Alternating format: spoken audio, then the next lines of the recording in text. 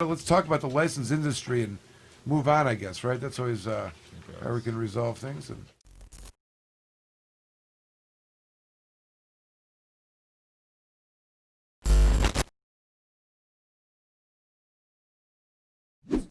And listen, I get we're going through this, but I don't know. I don't know what the answers are.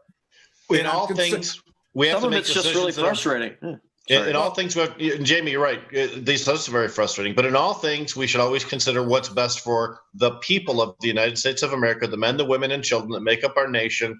Their safety and health comes first, and then business concerns and capitalism second. I sort of reject your premise that we so worship capitalism that we have to embrace that at the expense of human safety. Rick, I don't know if I agree with that. I mean, you don't have to. That's just my statement. And I understand, but under normal circumstances, our government does not act like you're describing. Under this pandemic, they've said, okay, we're in an emergency. We're going to act like we care. We're going to act like we have sympathy. We're going to act like we're going to give money out and care about these people. They don't. Every day, tragedy to humans happens. They're bleeding, dying, and the government's throwing fucking people in jail for marijuana.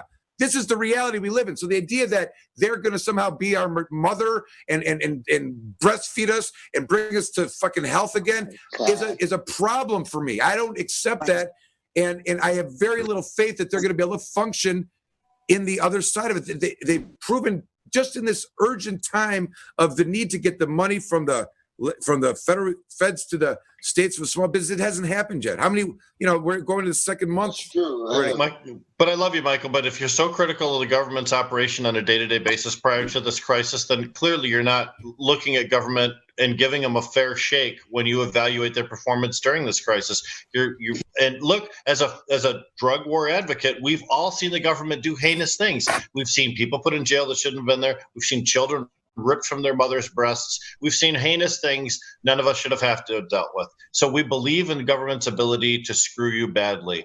But at some point, there has to be some faith that there are people inside our government are actually working on our best behalf. I look at Fauci. I like this guy. I look at the people that are getting fired by Trump. I like those people that are getting fired by Trump.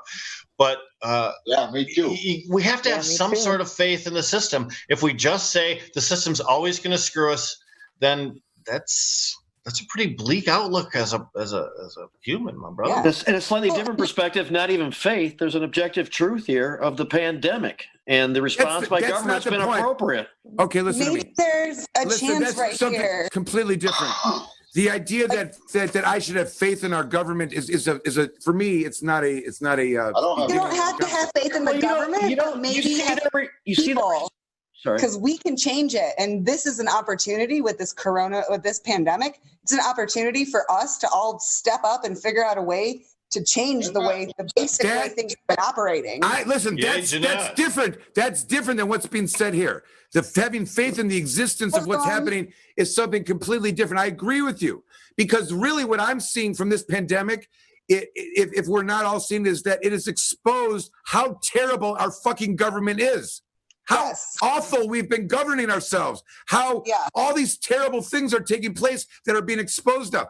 The number of cases that aren't really essential, that just go ahead and fucking don't come to court, we'll see you whenever we decide. The people in jail that just get released. The fact that all of our medical supplies are being built in China so companies can save 2 cents on the dollar, and we can't even get them into the country for the people that aren't affected by the COVID virus. These are problems. This is our government. These are problems that they never thought about. They should be held accountable for. And the idea that they're going to have a solution for me on the other end of this and somehow give a shit about not me, but any of you, any of them, any of the populace, the thing you're talking about, Rick, the people, they don't give a fuck about the people, because we land here today. It's been a trail of, we don't give a fuck about you. We give a fuck about corporations. Michael, everybody that votes in every election everywhere disbelieves what you just said. We all believe that there's a role for us to play in government, and that we participate in government with the expectation that benefit is going to come from us into society. So I know it's difficult, man, in our role, and especially what you've seen as an attorney dealing with this so long. But I mean, and in this particular situation, you have a governmental response to a scenario that we can identify and substantiate, and it's reasonable based on what we know. If this now, when you say arbitrary, and you're talking about that before, maybe the governor takes some things too far, doesn't do enough somewhere, but generally to respond and lock things down and to do what it takes to get this under control is not unreasonable. And it doesn't mean it's going to last forever. Mm-hmm. Jamie and Rick, you guys should have to do some homeschooling for a few months. That's all I'm saying. Just kidding.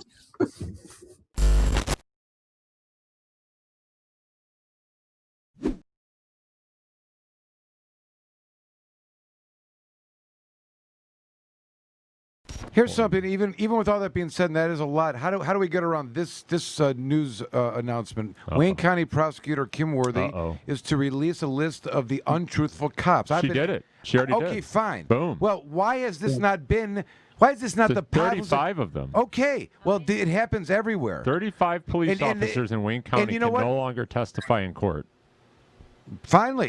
So why not notice. Last year? You think it just happened the last year? No, of course not. It goes on all over the place. There should be a list. They may get caught in line in court and go get a warrant that afternoon. But Michael, there's an election coming up. Got to look good for the voters. Got to make sure. Is that the right thing? Yeah, that's interesting. Very, very well said. You know, this is the thing. Like, there's untruthful cops. The prosecutors know about it. They're going to pick a time that's convenient for them to release them. How many times have those officers testified since they knew that they were lying and proffered tests? Even so, and why aren't they put on a list when they learn about the lie anyways? This is kind of like the whole game right here. This is like the Brady, Giglio, we're just going to prosecute you because we can and not play fair. It's really difficult for the government to convict an accused if they don't violate your constitutional rights. It's much more difficult if they honor them. But what do you think about that? This list of untruthful cops, and is that just a political thing by Kim Worthy, or and if so, why now? Why not ever before, or sometime before? Why now? I don't know. I mean, I think Jim's hot take on the timing is an interesting one, but I don't really know. I'm not inside that office. I don't know a lot about the list. I'm not particularly knowledgeable about it. Frankly, you folks who spend time in court, have, and especially in Wayne County, have a better front seat on what's happening in the criminal justice system at that nitty-gritty level than I do. And, I think that's one of the reasons why you're so passionate about these things, is because you've seen things go wrong in so many instances, and you've seen people get the short end in ways that are unjust, and it grinds you, and it spurs you on to want to change laws and have that voice get out there. So, we're trying to change laws in Lansing as well, but I think one of the most important things that people can do, and the most important things they can hear from me before I have to sign off, is that and this is an election year, and we have an opportunity to vote coming up here on August 4th, and then again in November. I think everybody should be voting for Joe Biden. I think that Trump is a monster. I think he needs to go. I think that is relevant to cannabis law reform, but I also think it's relevant to all these other issues that we're talking about in terms of criminal justice and police reform. But we also need to make sure that every one of us is asking our members of Congress where they stand, and then our prosecutors and our candidates for judge, and our candidates for everything up and down the line. What are you going to do to change these things? What's your plan? What are the things you're going to advance at your level to make a difference? Very well said. I think everyone's got to be more active and get out and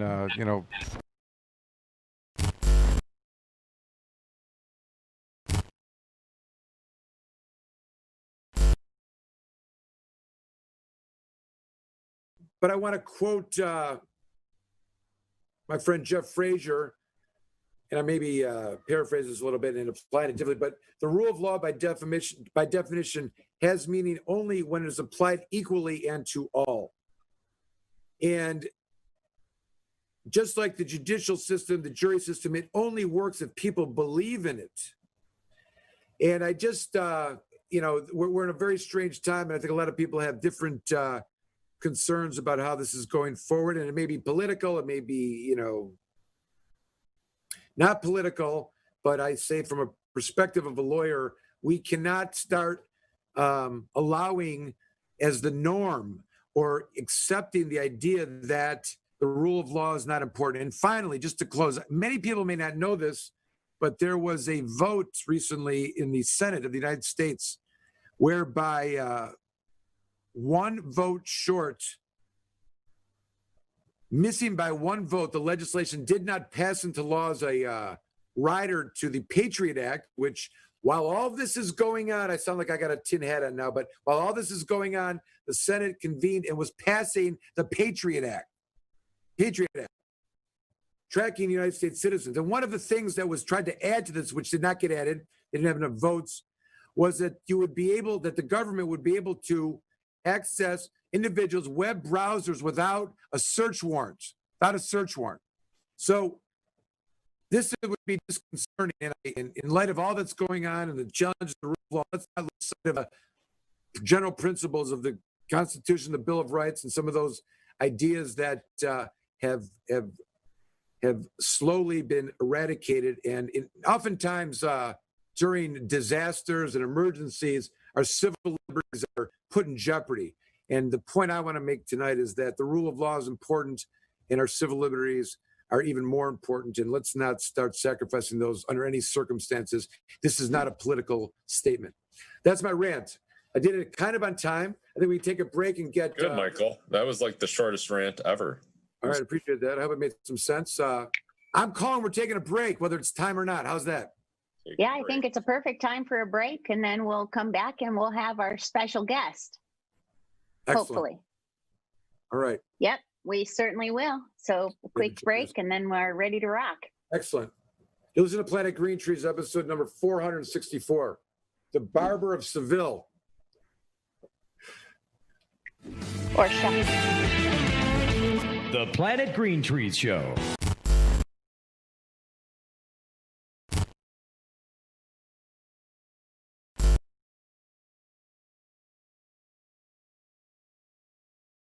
We need a song to celebrate. I think that's a perfect idea. Dirty Dan, goddamn dirty Dan, dirty Dan, dirty goddamn dirty Dan, goddamn dirty Dan. I just may say I was would dirty Dan song. Dirty Dan, goddamn dirty Dan. I've been right. Let Alan talk. Here we go. See, that's my vision of the song. I gotta have. Amanda was supposed to catch on and be my female off-key female vocal in the background. Going, dirty Dan, dirty Dan, goddamn dirty Dan. Just got it right up. And while the preliminary exam's not over, I think this next week give an announcement that he kicked ass again on a serious criminal case in court. This is a great background song for Alan's narrative there. It really was. It really accompanied it well. It was like a guitar harmonies from Detroit Rock City with Paul Stanley and Ace Frehley. I mean, one of the first real metal guitar harmonies that you could ever hear on the radio. Yeah. It was that. That was Dirty Dan's song and Alan's narrative. And the vocals hand on that great duo vocal was both Steve Miller and Steve Miller. I was doing it all. I had the leads, the backups, the female. If anyone is ever accused of any serious criminal conduct and they want somebody who's going to fight for them tooth and nail in court, there's only one choice in the state of Michigan, and that's Comorn Law. ComornLaw.com, 800-656-3557.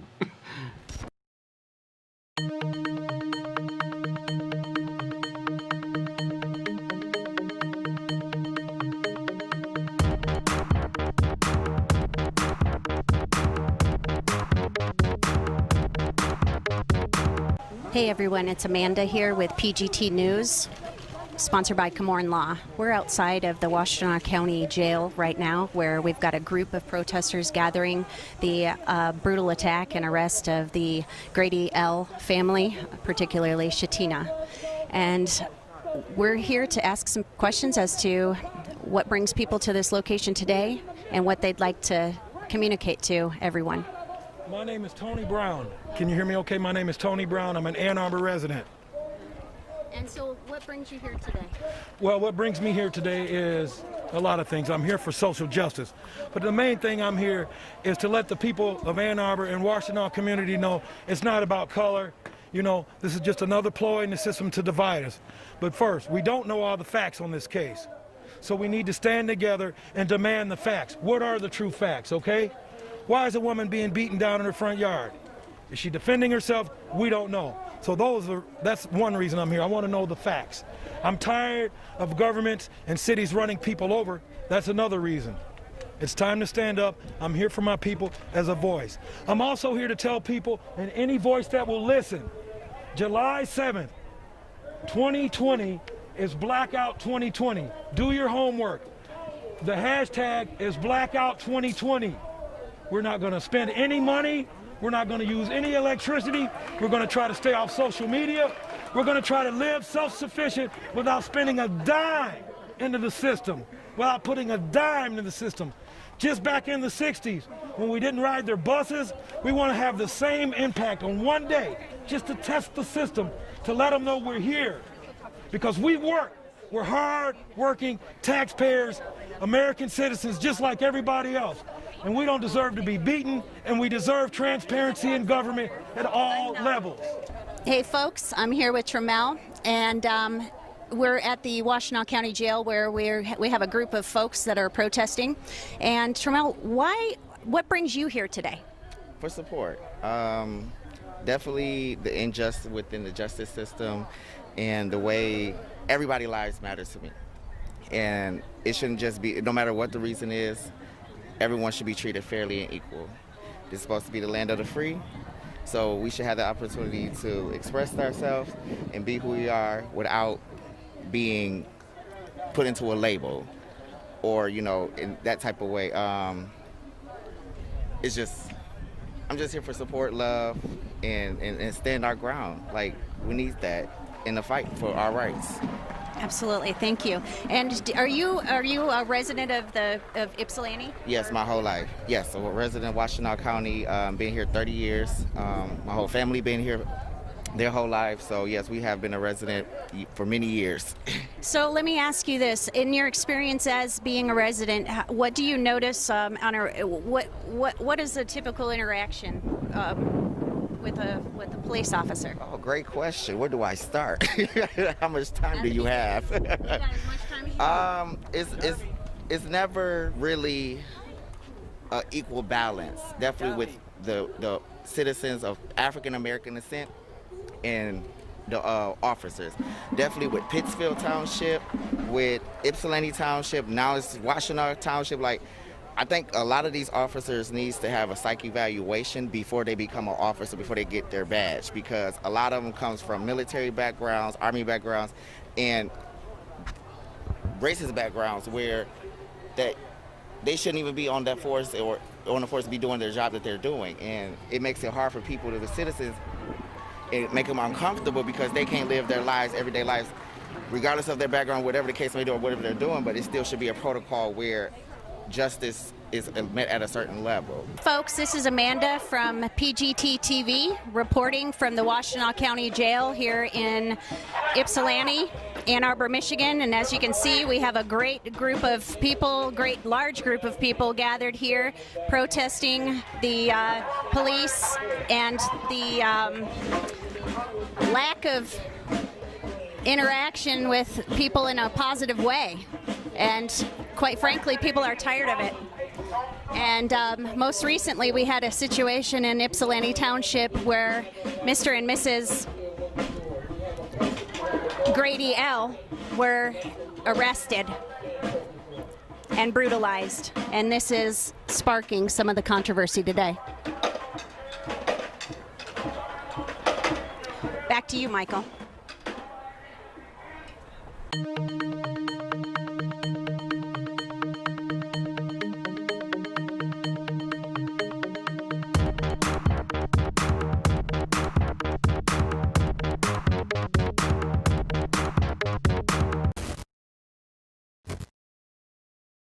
Let's talk about the Stingray surveillance just for fun. Let's all right, just get a because little that's a Stingray. good one. So there's Just for fun, so I'll yeah. set the playing field here, and then we can kind of discuss it.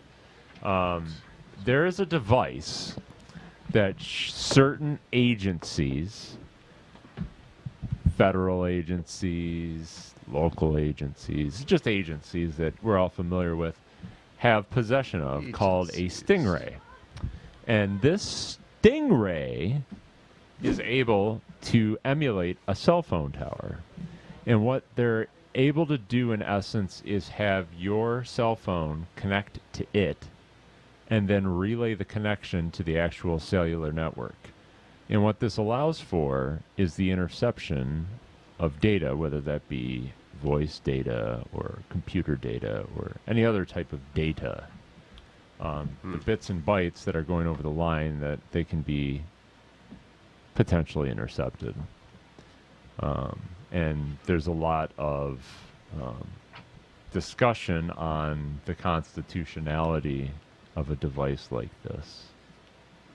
So, knowing that agencies that we're all familiar with have this device. Right here locally, I think, don't they? I would ask this panel of experts, as well as our audience, whether we feel that this is constitutional and a device potentially that could be used without a warrant. I'd like to hear Michael's take on this.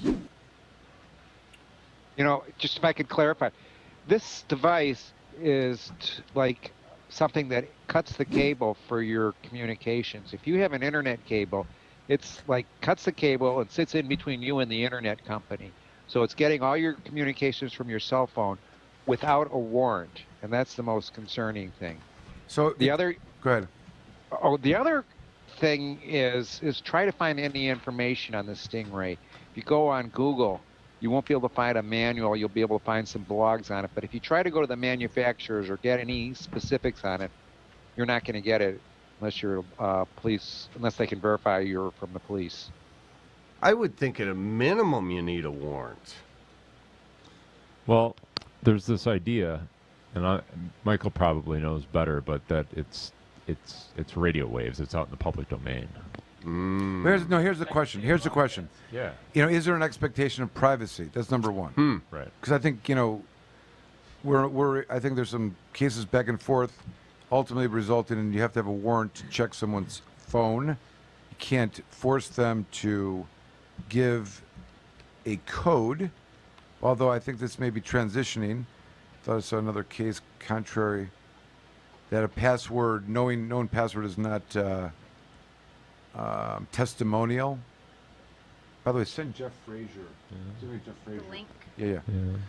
It's not testimonial, but nevertheless, the first analysis usually on these kind of things is, do you have a right to privacy? Second, of course, would be, is it a government intrusion? I think someone else stealing your data, you don't have any government interest there. And you make a good point, because I think many of the, you know, like it's almost like the idea of the trash can, Jim, that once you put your trash on the street, it no longer is in a private area. It's for anyone to kind of take. It's in the public domain. Correct. And I think, you know, by way of definition, I'm not suggesting that it should be this way, but by definition, the data floating in between there is out there. And further, I would say, I don't know that anyone has a right to prevent third-party subpoenas for, you know, if like someone, like you don't have a right to privacy of the records that Verizon keeps of yours. Yeah, but that's in conflict with rulings that have been made in favor of corporations. I remember, 15 years ago, that when DirecTV was first coming up, that you could buy these devices that would allow you to basically decode their satellite signal and get DirecTV for free. And there was a tremendous amount of litigation. They were suing people for doing this, and they were winning. So much so that they had everybody bent over a barrel, and they would raid these places that manufacture these devices, and they just start going down the list and suing everybody. So I think that there's some conflict there. Yeah, as because far if as it can be theft. Right there, it's theft. Right Here, it's okay because it's in the air. Like this was in the air This is too, like when- entering my home. What if I am doing some banking on my cell phone? Right, is that in the air? I mean, that's in They the get air. those then. records. Does that give Amanda then the right to my bank stuff because it's in the air? Maybe. There's a lot of consent Imagine unknowingly the mess that would be. to what you would think would not be happening, right? I mean, by virtue of having the phone and the convenience of it, I think we're all subject to being tracked. I mean, if you ever listen to these like crime shows where, you know, someone goes on the run, the second they turn their phone on, bam, it's over. Like they got them. You know what I mean? So. Yeah, when you go on the run, you got to ditch the phone forever. I hate to tell you. But we all most of us realize that we're being tracked. But we all accept that as you said, As because of the exchange for convenience. the convenience.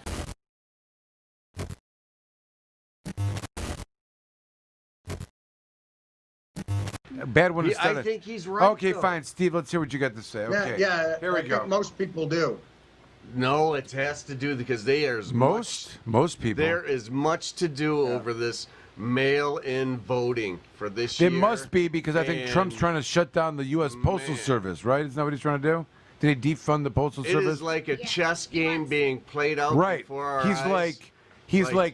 it's like nobody should be allowed to do mail-in voting, even though it's legal. Oh, it's legal. Well, I'm going to shut down the mail system so it Shutting won't her work. down. I mean, that's essentially what's been going on. It's a chess match, This or is, like this or is like unfolding like a pig wrestling match in the mud. WWF on steroids times a million. Yes. And he's been in there before. He's going to win because he is the king. He's gonna win. He spit on He's gonna win big. You watch. Ed McMahon. What's that I guy's hope name? so. Not Ed McMahon. What's the guy's name? I hope he wins. Who's the guy from the? Ed McMahon. Not Ed McMahon. It's something else. It's not Ed. Ed McMahon's the sidekick in Johnny Carson. Jimmy Kimmel? Who? Kimmel? Jimmy Kimmel? No. The WWF. Vince McMahon. Vince McMahon. Okay, that's all. Ed McMahon. That was close. There's an episode of the two of them going at it. They wrestle on the floor, if I'm not mistaken. Are Ed and Vince And Trump won. Trump is gonna win. So he is queued up for a WWF mud fest with a pig, and he's already been there. He's got He didn't have to have this head shaved. Remember? That's right. Oh, that's right. He shaved the head. Shaved head. That's right. Because when it comes right down to it. That's where we're at. That's where we're at. The threat of Donald Trump having to shave his head had him rise to the occasion like a superhero Hulk creature. Like, you're not touching that head of hair. Function splint. Really serious about his hair. Trump. As long as he is constantly being challenged about his own personal self-worth, he will always rise to the occasion. Absolutely. I'm convinced about that.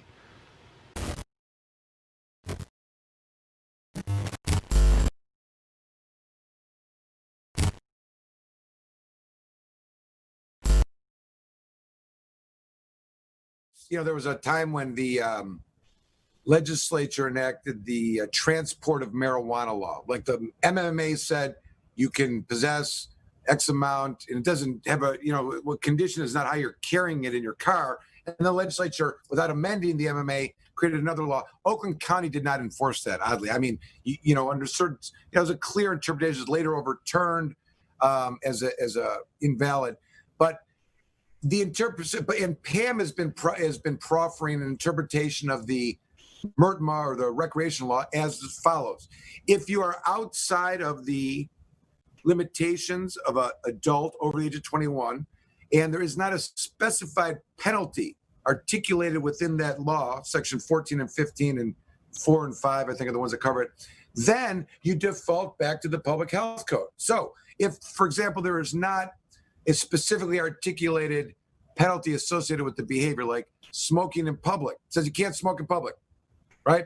So it doesn't say if you smoke in public, it's a fine or a it doesn't say anything. So the interpretation of this by Pam has been, well, since there's no penalty, it doesn't articulate it, you default back to the public health code, which is, unfortunately, the way they interpreted the MMA. Like, it's immunity, and if it doesn't tell you what's wrong when you're outside of immunity, you default back to, you're back. What do you mean? I had a card. Nope, you're drug dealer. It was that kind of flip-flop. So that is one particular area. Like of course, someone would have to bring a ticket or a complaint, and the prosecutor's office would sign it. But to give people a little bit of notice, those areas, for example, there's the possessing marijuana. Smoking in public. There is there's a number of different issues that come up regarding people under the age of 21, right? The law is for adults over the age of 21, and these protections, you're not prohibited, it's legal. But under 21, game on. All the same laws would apply, would be an argument and interpretation. I've heard other prosecutors. What is your thoughts on that? Just from the outset. I mean, if it's not articulated within the statutes of penalty, how should we be interpreting that for that behavior? Well, without really getting into the weeds on a technical basis, I guess the way I would interpret it is I will always opt towards the most reasonable position. And when I say reasonable, I mean avoiding criminalizing somebody who's using marijuana. Again, I think it should be regulated, but I don't think we really need to shift from this idea that as a prosecutor, your role is to seek the absolute highest charge you possibly can to choose the charge that carries the most punishment behind it, and whether it makes sense or not. So I don't know technically how would I interpret that, but what I do know is we're going to be reasonable about it, and we don't want people to have felonies. We don't want. I'm going to avoid charging people who I do not believe are engaged in criminal behavior, whether or not the law allows me to do that or not. Because I believe that's what being smart on crime is all about.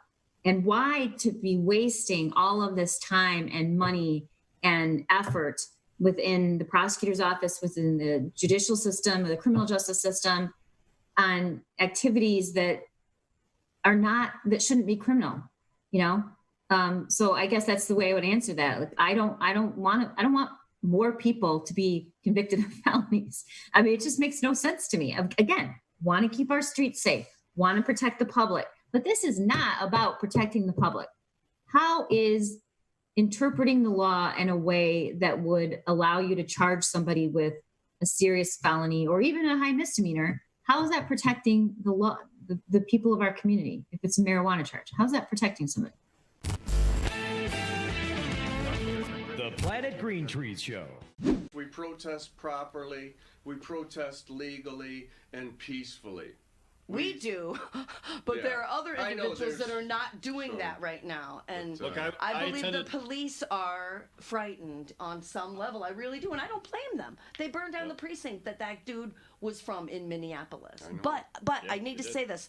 I watched the live stream Wednesday night when the protests first began, 2, 3 o'clock in the morning. There was a white dude, all in black, dumped a bunch of, what are those flat wooden things that you stack things on? What are they called? Pallets. Dumped a bunch of pallets in a truck, lined those pallets up on the boundary thing to the precinct, lit it, and left. I saw that. He was a white guy. Yeah. That was at the beginning of those protests, so who knows what's happening, and I'm not condoning it. There was a guy that was breaking out the windows. I'm just saying it's a real thing. They caught a guy that was breaking out the windows. At the same time, they were using flash grenades to push the people back, and they realized that the guy was breaking out the windows, putting him back towards was one of the police officers. They called him. Was a cop.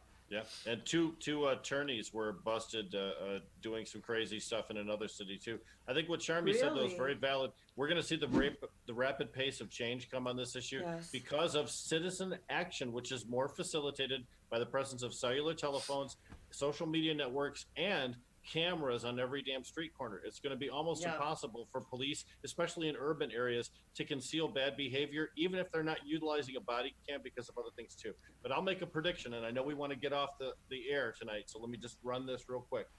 The Michigan Coalition on Law Enforcement Standards, MCOLS, that's where they train police officers in the state to do things that's been tragically underfunded for a long time.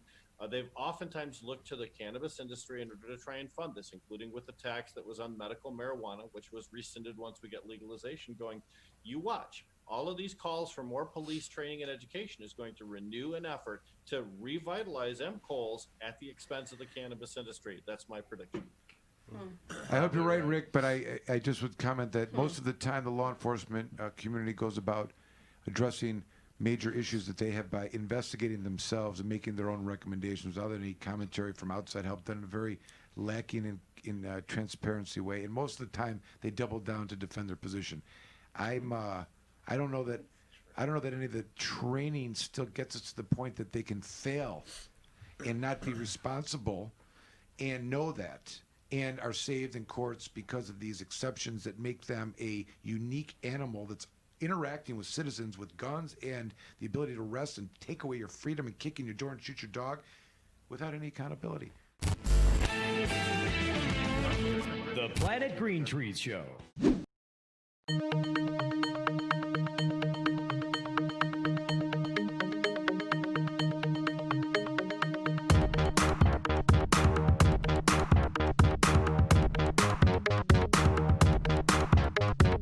This is Amanda Jocelyn reporting live with PGT TV. We are at the Lansing State Capitol today, and as you can see behind me, we have a group of protesters, and they're protesting Governor Whitmer's stay-at-home order. So we are here as a neutral party. We're just going to come on through here and check out why people are here and what they've got to say to the governor. Hey folks, it's Amanda with PGT TV, and we're here at the Capitol where there are protesters protesting Governor Whitmer's stay-home order. And as far as the police presence, we don't see an overwhelming amount. However, there are a few. We see some over here to the left-hand side of me. There's a few to the right, and then there's some over to the, I'd say maybe 3 o'clock region. But other than that, everything seems to be extremely cordial. There are some police presence behind the Capitol doors to just secure the entrance. No one is able to get in or out. The crowds are fairly light today, but we have received a lot of folks that are very open and willing to have a conversation about the reasons they're here and any messages they may have for the governor. Stay tuned, and we're going to be broadcasting live tonight, 8 o'clock.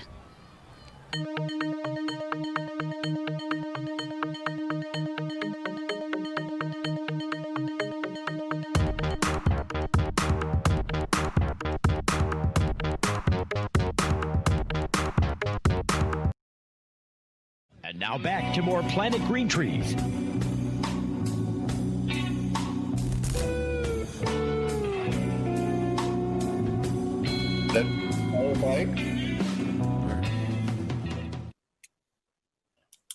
All righty, we are back. Thank you for staying with us and watching Planet Green Trees. Appreciate the commentary we see on the side here, but we are now going to turn to Amanda Jocelyn, who will forever be now referred to as Planet Green Trees #1 reporter. You may have seen the segment that was videoed earlier where she was at the Capitol today, social distancing and interviewing people to try to understand what was going on there today. And she's now going to report on that. Please welcome. Yeah, thank you, Michael. We went over to the Capitol today. It was our third protest, and we were there a little bit later because there was quite a bit of rain earlier on the day. So there was probably a couple of dozen folks there when we arrived. There was a pretty decent, not a huge presence of police. Everybody seemed to be fine and peaceful. And we got a great group of people to talk to, just to kind of understand a little bit more about why they felt it necessary to go and how this pandemic has, and stay-at-home order specifically, has affected them, whether it be that they're a small business or whether it be that they had to put off surgeries, just different things like that. And it was there were a mix of both sides. There was a side that was pro stay at home, and there was a side that was let's go back to work. But everyone that we spoke to was very respectful, and we were really just there to kind of get a feel for what was out there. It seemed like it lasted all day. I saw some live footage via one of the news stations. Then I saw a couple live feeds on people's Facebook. But it seemed like there was like traffic going by. It wasn't clogged like the couple rallies ago. A lot of horn honking. How many people would you estimate were out in front? We could kind of see it from the video footage that you guys shot. But how many people would you say were at the, generally speaking? While we were there, Michael, we got there after the rain kind of stopped. So maybe about 12:30, and there were, I would say, about 100 people total, but that was including law enforcement and things like that. So 100 people total. There were still people driving around honking and things, but the main crowd was up closer toward the Capitol. There were a couple of folks talking on the loudspeakers and such. And it was not as a big of a turnout as what we've seen in the previous protests, partially because of the thunderstorms, I believe. But while I was there, there wasn't any, we didn't see any swastikas or anything like that. What about arrests? Were there any arrests? I did see there was one scuffle that appeared, and someone seemed to either cause a fight or offend somebody and got kind of beat up a little bit and then ran away. Was there any arrests? I did not see any. I can't speak to exactly what happened at that particular incident. I think I know what you're referencing. Somebody did create a little bit of a ruckus. And so turned out that he was ejected.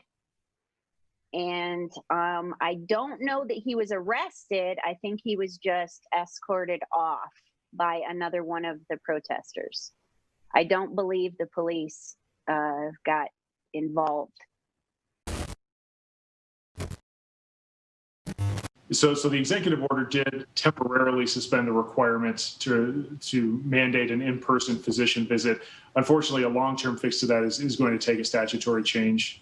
And amending anything in the Michigan Medical Marijuana Act is a pretty heavy political lift because it does require the 3/4 vote in both chambers.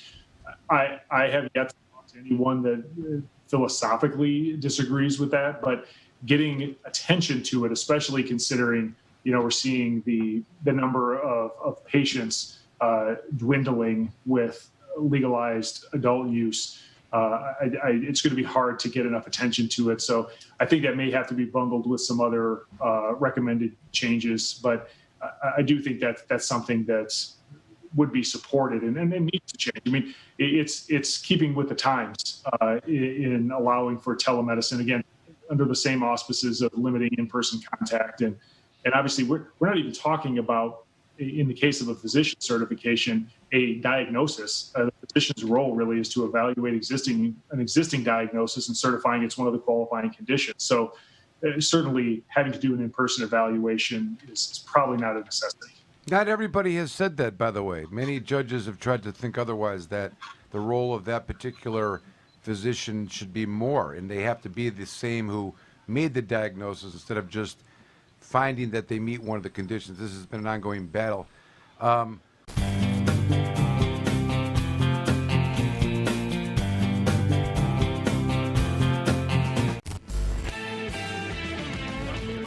Planet Green Trees Show. My point is to anybody that might be listening, if you are going to go out and protest, get yourself with a good group that's going to be, is going to be peaceful and has good leadership and is well organized. Don't just try and hit the streets because they may see you as one of those outsiders, those instigators. A well-organized group will know their people, and if somebody tries to step in and pull something funny, then they'll know it. So that's my little rant, Michael. It's good, rant. The Planet Green Trees Show.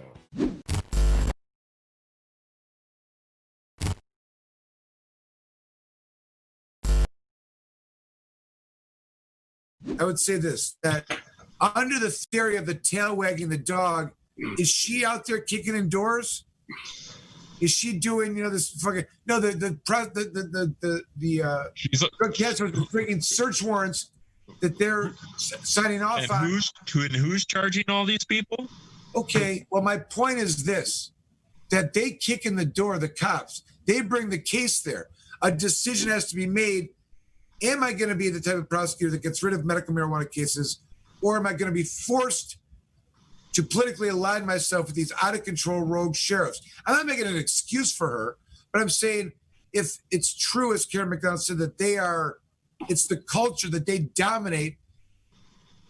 She's got to be Mother Teresa in order to beat them back or something. And she's not Mother Teresa. She's got no, you know what I mean? And it's a political death probably to try to change that culture. That's all I'm saying. I'm not giving her excuse. I'm just talking about it from a reality of her scenario. She may never thought, like, I'm going to be the one that's going to charge all these cases up to the Michigan Supreme Court about medical marijuana.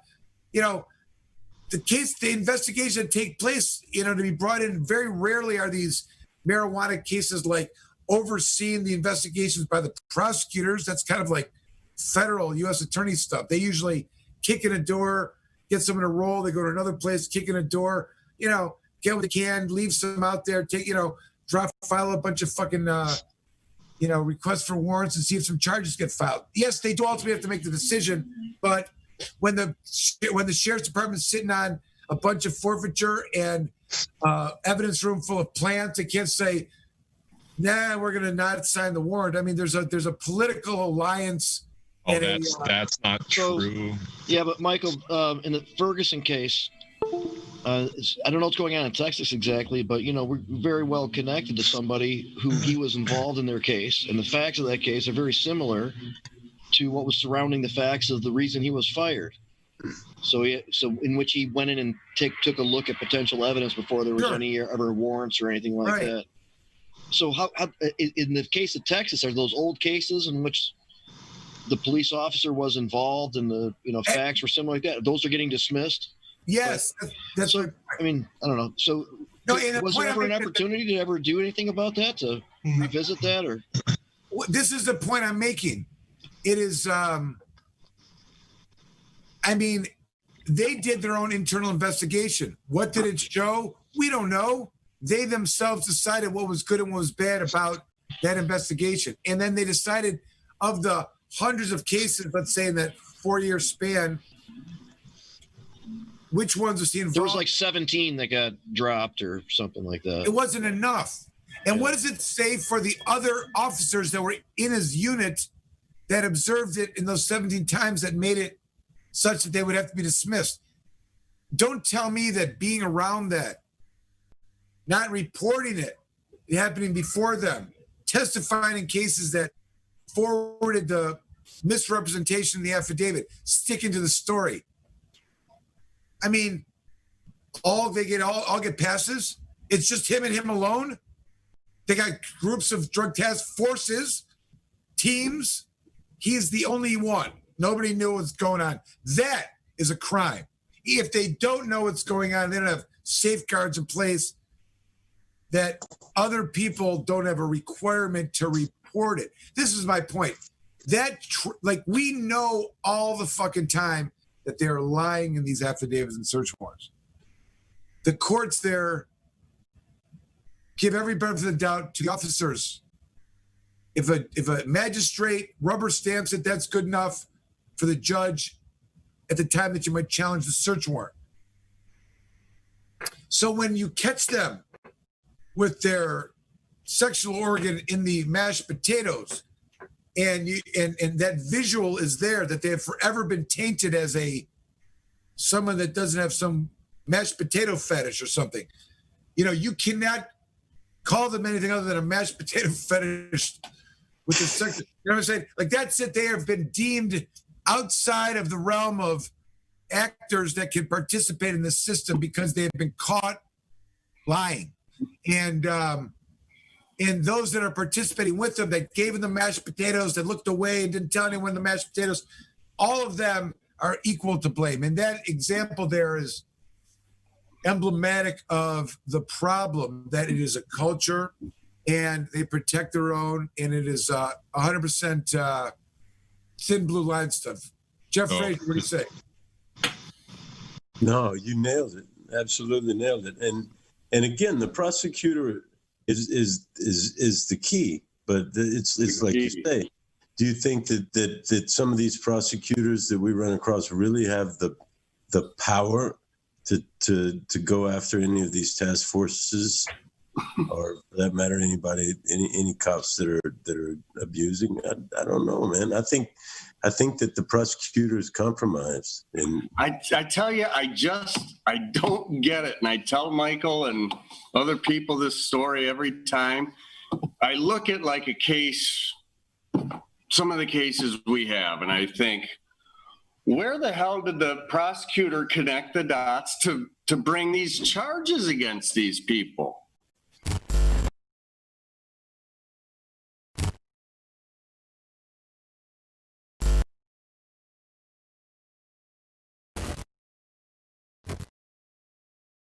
This is a non-starter. Jamie, what should we expect tomorrow with our esteemed Attorney General? What's going to happen?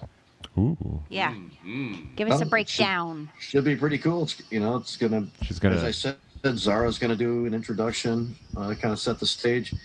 Rick will ask questions for about an hour or so of exchange, and then there'll be some time for public questions. Are these questions submitted to her in advance? Does she already know the questions? Well, she knows at least what the topics are, whether or not how it was presented to her. Eventually, I'm not positive. If she was just giving things verbatim, or if there was like you're going to be asked about the unscheduling and expungement and that stuff. So people had there was some duplicate themed questions. So I'm not sure how that will check out. What do you think the topics are? What do you think the topics are that are going to be addressed by the Cannabis Caucus? What are their Michael Thompson and an extension and what the status is with him, extension and inquiry into other people who are in his predicament, expungement discussion, unscheduling. There's other stuff too. There's forfeiture. I'm not sure if that is on there or not. I know of those for sure. There's many people who submitted ideas and questions and stuff, so I really know them all off the top of my head. Those are there for sure, the ones that I mentioned. I think there's some banking questions. Oh, the banking. That type of stuff. And then on a week from today, and it'll take place. Is anyone going to ask her? Is anyone going to ask her like what she maintains her accomplishments are for the cannabis? Can she say she's done something like that? Maybe we'll see. There's plenty of time, but a week from today, I want to say it's like maybe 5 to 6:30 or 6 to 7:30, something like that. The Dem Cannabis Caucus is going to host. I can't think of her first name from the prosecutor in Ingham County, Seaman. And Seaman. Oh, just kidding. And sounds like a South Park joke. I can't even go there.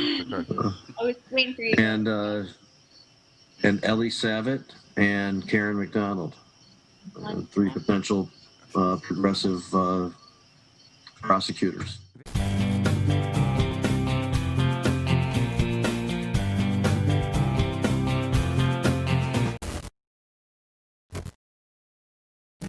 With that said, I'm interested to hear your take on the Michigan trial court's funding system's conclusion that it's broken. The criminal justice system is broken because the district courts, 70% of their budgets are funded by to fund the other local governments and from court revenues.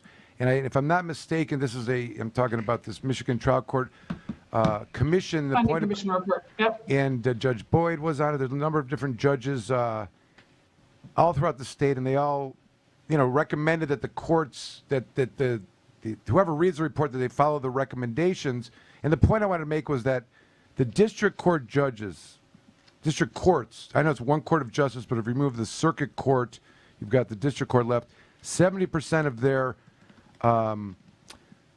budget is paid for by court revenues from the litigants in front of them. And the conclusion of that is that if that is not bias or, prejudice, there's the appearance of bias, because if it, it's like the judge that you get paid if you sign the search warrant and you don't get paid if you don't sign the search warrant kind of analysis. But what are we going to do about that? What's going to happen here? It is an enormous fundamental problem. I mean, we're losing the consent of the governed, right? I mean, this is not a sustainable system. Judge Boyd was the chair of the Trial Court Funding Commission. He's now the state court administrator. I brought him in-house because I think this is such a fundamental issue that we have to figure out. But it hasn't squarely come to the Supreme Court as a legal question, the question of how can a judge whose livelihood depends on what income comes in be a fair arbiter of what a proper, fine or fee is? Because we had a set of affidavits in the Cameron case from the district judges, but that particular question wasn't in the case yet. But I wrote a concurring statement, so I'm on record and happy to discuss my view that when it does, I think that's going to be a very hard question for the Supreme Court to answer in any way that doesn't reveal this fundamental problem in the trial court funding system. Well, before we had a pandemic, and the state budget wasn't in the toilet where it is now, there was bipartisan interest in the legislature at figuring out a way forward with the Trial Court Funding Commission recommendations. In fact, there was a bipartisan subcommittee of legislators working on what order they would sort of work through those recommendations in. The budget situation now has changed everything. I haven't had an update on where all of that stands because it's expensive, but it'll complicate it a little bit, that's for sure.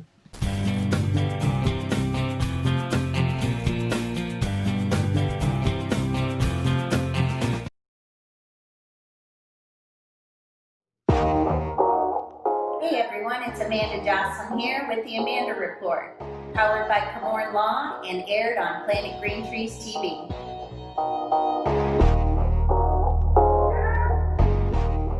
Alright, so picture this if you will. You go to your local provisioning center or you just hook up with your caregiver and you have a nice big old sack of Mary Jane. So you're very excited, you get home, you get it all out, start getting in there, getting your hands dirty. And then what you do is you're left with the stem. So today we're going to talk about what do we do with all of those leftover stems. Sticks and stems are inevitable. You can have a beautiful bag of ganja and you're still going to be left with some stems. So every part of a cannabis plant can be used for something. That's why it's such a great little gift to us all. And so there are three main uses that we can collect and use stems for later. The first reason would be to make it into some canna butter. The second reason is we could use it to infuse into some topicals. And then the last would be some cannabis tea.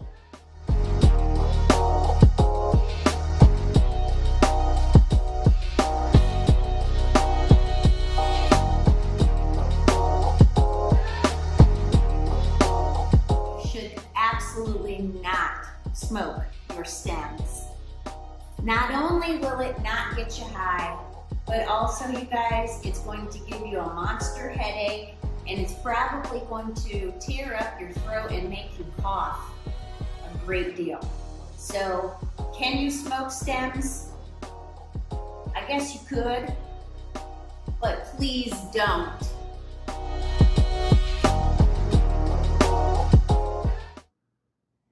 So the name of the game is to reduce, reuse, and recycle. So start saving those stems. What kinds of things have you done with your stems? Give us a comment below. This is Amanda Jocelyn with the Amanda Report, powered by Comorn Law, aired on Planet Green Trees, signing out.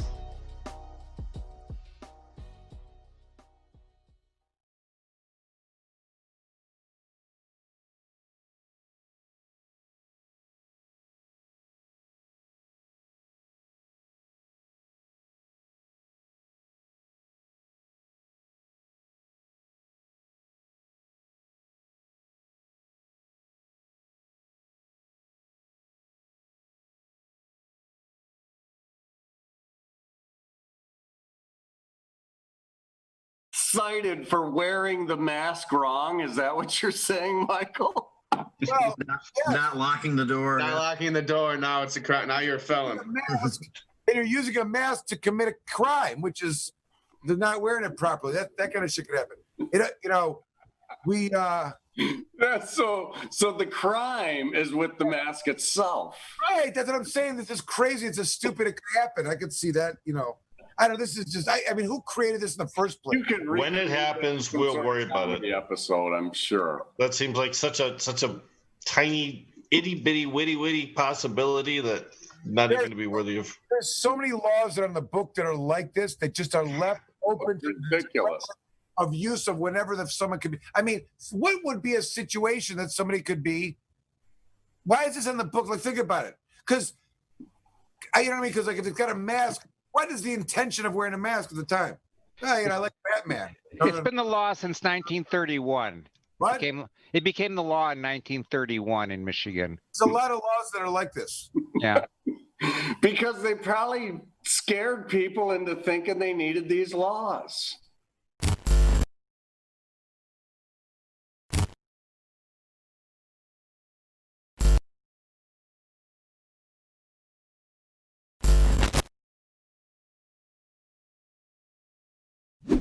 Michael, is that a picture of you golfing? Is that you in the background there? That's my new background. I'm switching every 15 minutes. Just rotating. I had a bunch of nursing home adventures. Listen, Jeff Frazier is a big fan of being the outside is the thing. Now this is a confusing point. Stay home, stay at home. Don't go out unless you have to. Make sure you exercise, right? Make sure you exercise. Can't go to the gym. Go out, can't go outside, stay home unless it's urgent and an emergency. But make sure you're staying healthy. Make sure you're exercising. What? I mean, you can run through the park, Michael. You can run through the park. The parks are closed. The state parks are closed. I run through the park. You can be outside with not in a group. That's all. Open the golf courses. Open the golf courses for God's sake. Seriously, look at that. Look at that. That's a golf course. Just kidding. I'm joking. I'm just playing around. I'm just playing around.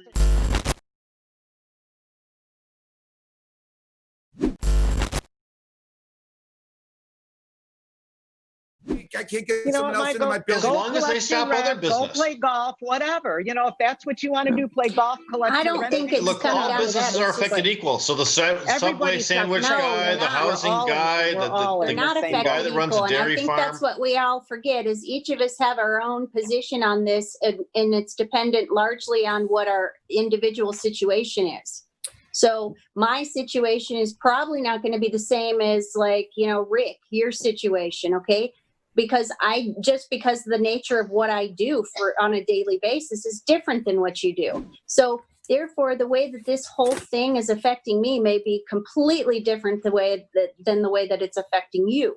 And not any one of these points is, not a good point. There's going to be a time in which all of these things have to be addressed, including all of the small businesses who cannot receive the funding to continue to operate.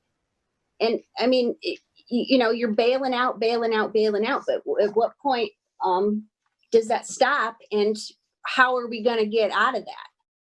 And therein lies the real issue, Amanda. And you said it in a much more calm way, I think, that I was trying to get to. We also discussed it. The premise of all this is at the end of the day, the government is going to save us. I'm sorry. I am not going to accept that. They have fucked us over for too fucking long. Whatever's happening right now, whatever decisions are being made right now, it is arbitrary and capricious. If I can't get that, there's 300 million, whatever the billions of dollars is gone. Golf that you think that the economy is more important than people? I mean, come on, and life and health, Amanda. I understand the situation you're in. I do. It's not about getting our hair done, Deb, or having. I'm not talking about Deb. I'm talking about Michael. He's all your friends about golfing and Deb. I'm not talking. Deb, I'm not talking about golf. We can do for a while. We can't do anything about it. If we start moving too quickly on this, we're going to have a big explosion in the wintertime when it's going to be worse in the winter. And we have to do it all over. Allowing a bunch of people to get kicked out right now exacerbates the problem. To say they can't leave, it makes sense for everybody's health and safety. Nobody's saying they should be kicked out. It's a death sentence if they get kicked out. It's a death sentence. What I'm saying is like, how do we recover from that?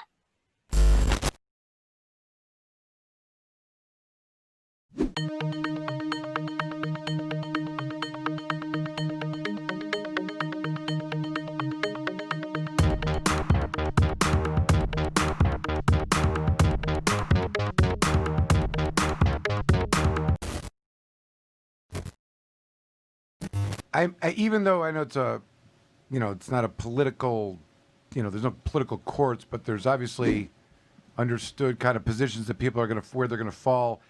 Is there ever a time in deciding what cases to take, where like some issues may be important to you and some to say Viviano or somebody like that, there's some negotiating, like I'll vote for you if you vote for me on these issues. Does any of that kind of stuff happen? Not really, no. I mean, there is definitely, we will make pitches to one another when, if I think Justice Viviano doesn't agree that we should grant leave in a case, and I think it's really important, I might call him the day before the conference and say, hey, hear me out on this case. I want to tell you why I think, we should hear it. And frankly, if you have a good relationship, people are usually open to that. It's just the question of whether to further consider a case should be the easiest task, right? I'm just saying, let's hear it. Let's give it some more time so we can figure out if it's something we need to do something about. But everybody approaches each question on the merits. It may well be that sometimes, people will give me their vote to hear a case, but they're thinking like, I'll hear it, but I think she's, doesn't really probably have this one right at the end of the day. That's okay by me. I said, sometimes it turns out I wasn't right. I just think we need to spend more time with it and we should hear it. So I appreciate their willingness to do that.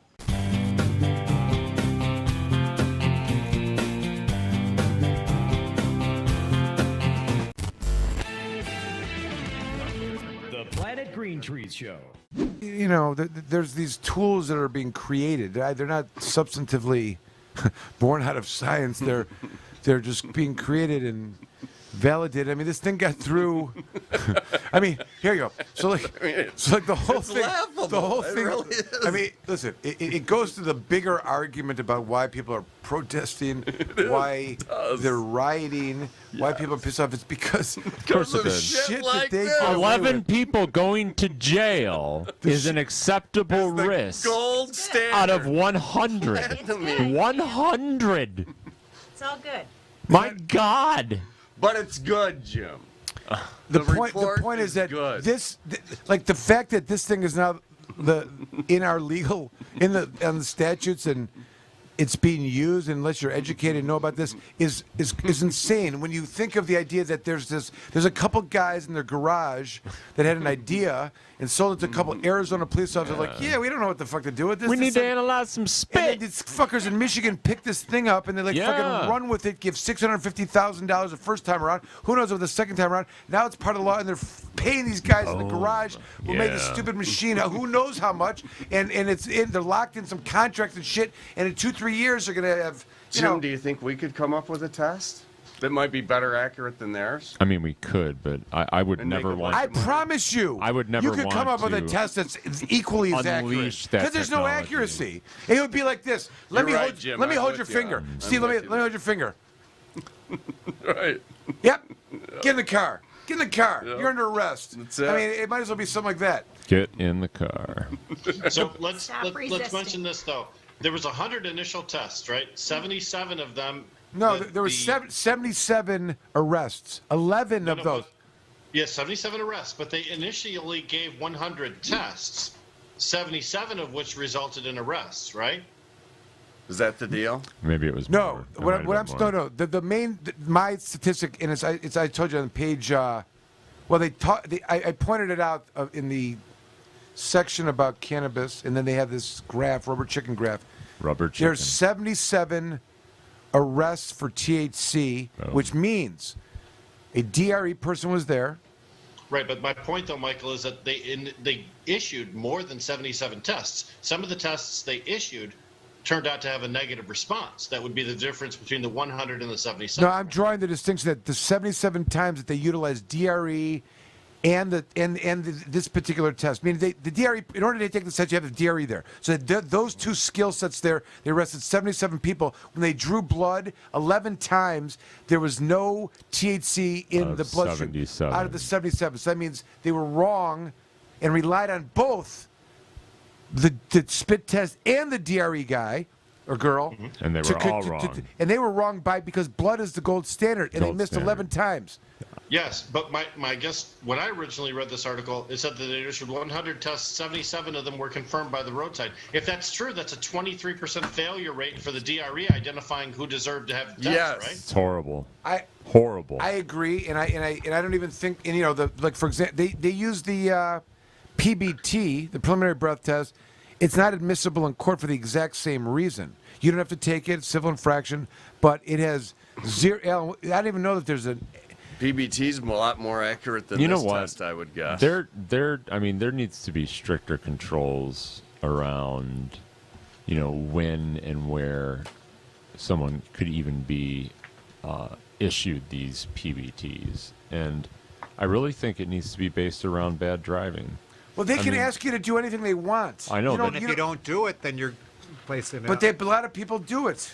But you face if you don't take the PBT, you get a civil infraction ticket, and if you don't take the breathalyzer back at the police station, you're going to get a 6-month suspension. That's a different issue. But that's after you're already You can arrested. leave that PBT in front of their window, their car window, or hold it close by their car window without even, as long as they've been breathing the air. It's all if you put it and you hold it there for a few minutes, it'll register alcohol on that thing. Yeah. Wow. The Planet Green Trees Show. We'll do it live. Okay. We'll do it live. Fuck it. Do it live. I'll write it and we'll do it live. Thing sucks.